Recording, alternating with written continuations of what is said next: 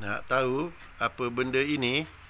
Tapi jangan lupa subscribe, like dan share pada kawan-kawan anda. Kita tengok benda ni. Apa bendanya? Mungkin ada yang pernah tengok atau pernah jumpa. Tapi apakah dia? Menakutkan. Kalau kita tengok, mungkin menakutkan.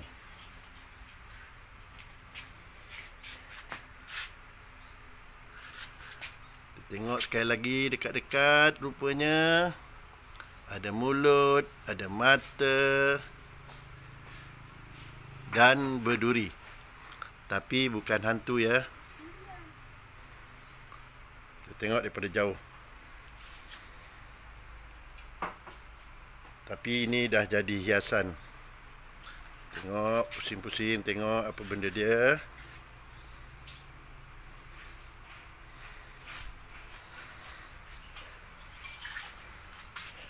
Cantik kalau dibuat hiasan sebenarnya.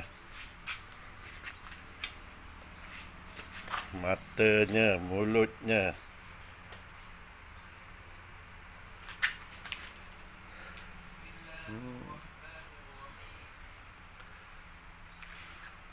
Nak tahu, ini adalah ikan buntal sebenarnya.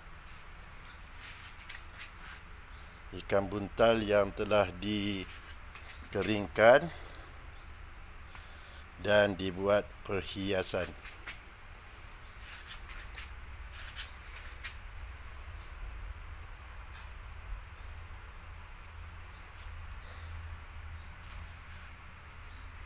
Wow!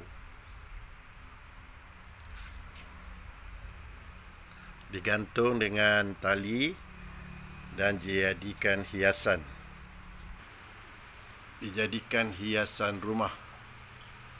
Digantung di luar rumah ikan buntal yang telah dikeringkan dan dijadikan hiasan. Kalau digantung di luar rumah atau di warung-warung sebagai tarikan, dia memang ikan buntal sebenar yang telah dikeringkan.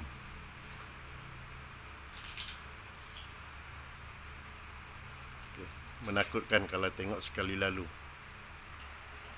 Ikan buntal. Ditaruh matanya sebenarnya telah diubah sesuai menggunakan guli untuk dibentuk matanya, tapi mulut dan durinya adalah dari yang asal. Ini juga adalah spesies ikan buntal, tapi ikan buntal yang tidak berduri. Dia durinya pendek dan seolah menggerutu. Ini ikan buntal juga. Ini menarik sebenarnya kalau tuan-tuan jadikan hiasan. Ini seperti burung sebenarnya. Seperti bentuk burung.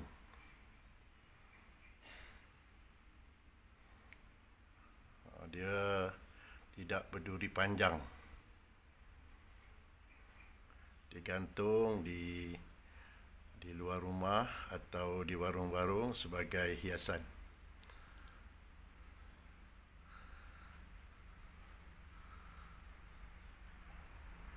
Ada mulut, ada mata, sirip dan digantung di luar rumah atau di dalam rumah. Tapi ini tidak berduri. Durinya pendek. Ekornya panjang, tapi tak tahu lah betina ke atau jantan. Tapi jenis ikan buntal juga. Dia ada moncong, panjang moncongnya.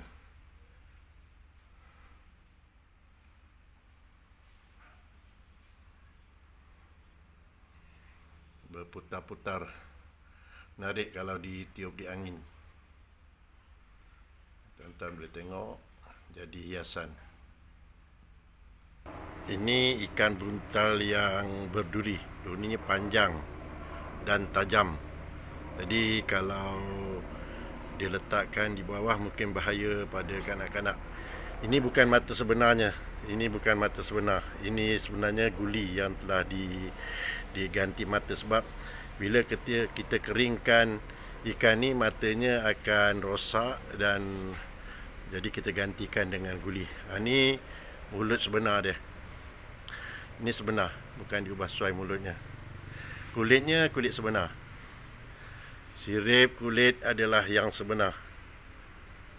Ni mulut.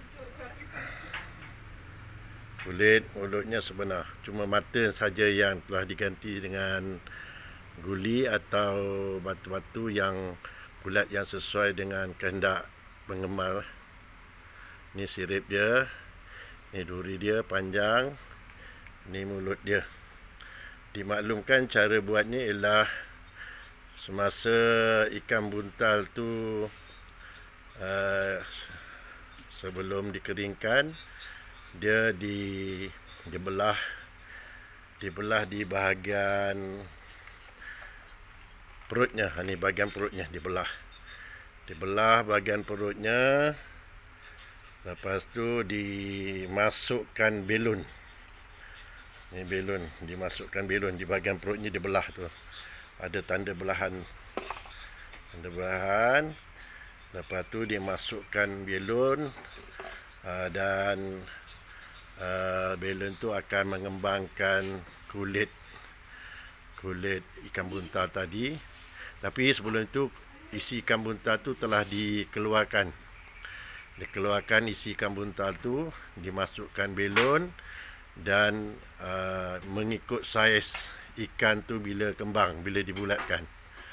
Jadi kemudian dikeringkan di matahari dan dalam beberapa hari dia akan kering. Selepas kering boleh dijadikan hiasan. Sebenarnya tahan lama ni, bertahun-tahun. Dan kalau tuan-tuan nak dapat ni sebenarnya boleh dapat banyak di Pulau Pangku kalau tak silap saya. Dan lagi satu, kebanyakan peminat-peminat ikan buntal ni akan memasukkan lampu di dalamnya. Dalam ni dia boleh masuk lampu, mulut ni, atau ada caralah ditebuk, masukkan lampu, dan lampu tu akan dinyalakan pada waktu malam dan menjadikan ikan buntal ni lebih menarik kalau dia letak di dalam rumah. Ni ekornya. Ni